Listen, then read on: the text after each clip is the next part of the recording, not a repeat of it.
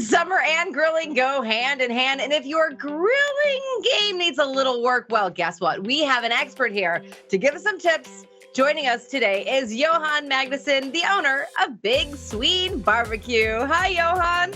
How's it going, guys? Thanks for having me. It's great to have you here. I love grilling, and I especially love getting grilling tips from you. But first, before we get started, explain to us what Big Swede BBQ is all about.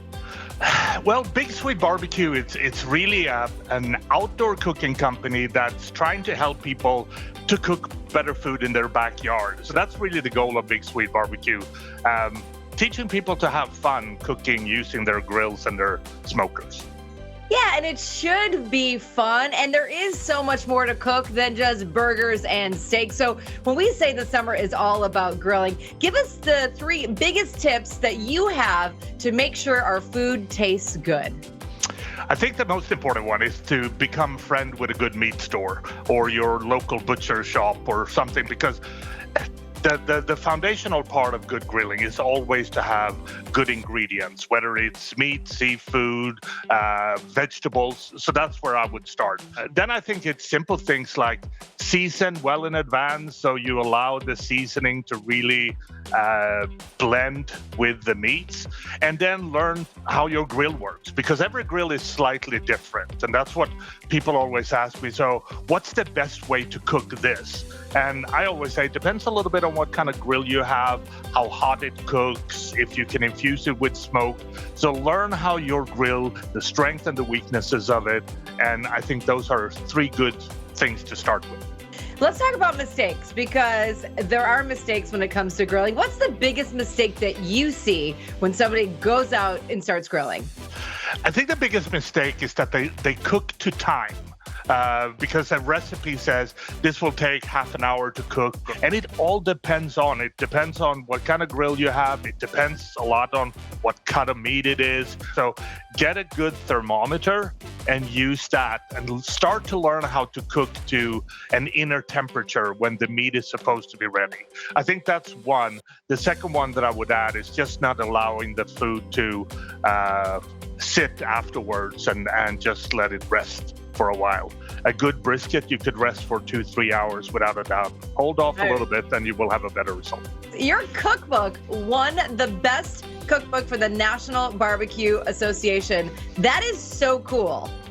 Yeah, that was a fun little. It actually happened during COVID. My wife is a 2-time cancer survivor, and she has a very bad immune system. So we were basically in lockdown for, I would say, almost a year, when we wouldn't go out, we wouldn't meet people. And I was thinking, what do I do? And those are the times when you can sort of retool yourself a little bit. I started working with a program called InDesign, and I thought, well, maybe I should learn by putting together a cookbook. And it was supposed to be like a small project, maybe 40 pages or something like that. And then after the pandemic, 288 pages in color. But yeah, it's been so fun, and people seem to love it, and we're very, very grateful for that. What can people find? Some of your favorite recipes? There's a lot of different things. We have divided into regular beef, we have poultry, we have pork, we have seafood, then we have tacos, we have pizza recipes, we have side dishes, because I think side dishes is one of those underappreciated things. A really good side dish can lift any meal to the next level. We have appetizers, and then we have desserts. So there's a little bit for everything. And we took all that stuff out that people don't read anyways, and just focused on good recipes. I love it. And I love just to explore all the different creative ways to be out there grilling and making delicious food. So before we hit the grill, what is your last minute advice for us as grillers? Experiment, try new things, have fun with it. Don't cook a dish the first time when you have friends over. That's a recipe for disaster.